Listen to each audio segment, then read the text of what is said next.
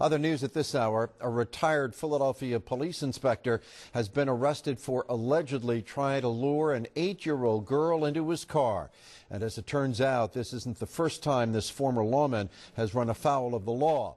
Action News reporter Dan Cuellar is live at police headquarters with the full story. Dan? Jim, it's troubling for those here at police headquarters or anyone in law enforcement when someone who was sworn to protect and uphold the law is charged with something so heinous. Not to mention a man who had served as a police inspector.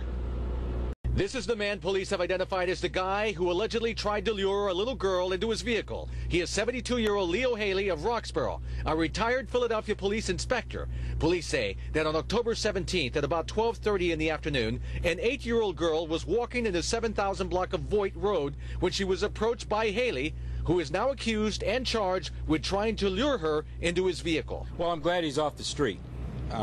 You know, child predators or predators of any kind have no place in the streets of our city. Haley had previously been arrested for possession of child pornography in Delaware County. Commissioner Charles Ramsey did not know the inspector because he had retired from the force in 1996 after a 30-year career with the department, long before Ramsey had arrived in the city. He was on the job for 30 years. How much devotion he had, I don't know, because based on what he's done now and apparently what he's done previously, I wouldn't use the term devotion to describe him at all. He's a predator.